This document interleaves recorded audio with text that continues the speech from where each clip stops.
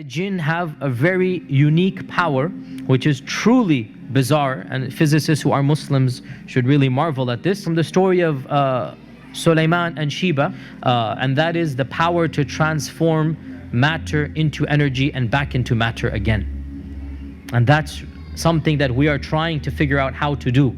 E equals mc squared. Energy and matter are related, we know this. And the jinn have the power to do this. How do we know this? The throne of Bilqis, or the queen of Sheba, the throne that from Yemen to Jerusalem. قال عفريت من الجن. Now, jinns, there are many levels, and ifrit are the most evil and the most powerful. Ifrit are what Western literature calls demons of the jinn. These are the worst of the worst.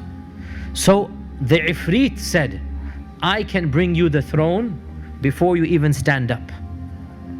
Which makes total sense, physically speaking, from physics I mean. If the jinn can go and come back at the speed of light, and this one jinn is so powerful. Now again, this is my 2 cents. It is as if Allah is saying this is the max that any jinn can possibly do. Because Suleyman had control over all the jinns.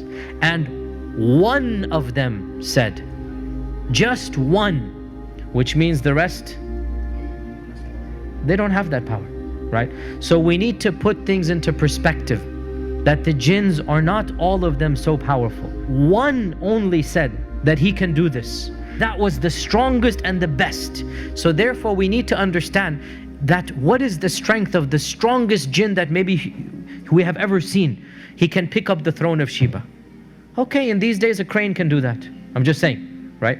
It's not as if the jinn can pick a star up or the moon. It's a physical strength that we can understand. And what was supernatural for us was what? Is that to transport it. And it is well known that this throne is going to be inside the palace, that if he were to take the throne, it would not be flying in the air. People are not going to see it flying. Rather, it would disappear there and appear in front of Suleyman, which means what?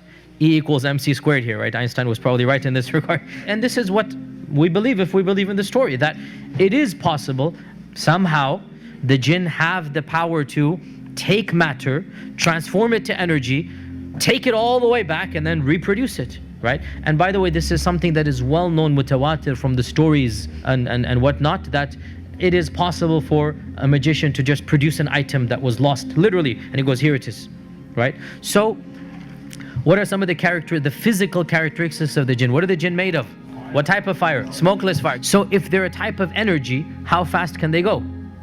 Quite literally, the speed of light. Quite literally, they travel at the speed of light, right?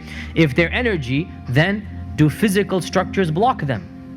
No. Just like my phone is working right now and we're inside the room, right? Just like radio waves, just like other waves are coming into this room, and the physical structure has nothing to do with them. They're made out of smokeless fire, so this makes them invisible to us, right? They have the capacity to transfer from one energy to another, so they can become physical, and they can be seen to us when they want to. So how do they do that? In our modern vernacular, they'll simply shift into the color spectrum of light waves.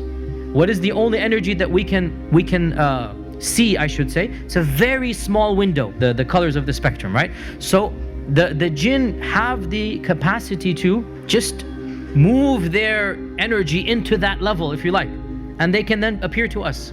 They have the capacity to project their voice so that we can hear the energy of the sound, but it's all energy. So they are invisible, and Allah says in the Quran, إِنَّهُ يَرَاكُمْ هُوَ وَقَبِيلُهُ مِنْ حَيْثُ لَا تَرَوْنَهُمْ. Iblis and his tribe can see you from places you cannot see them.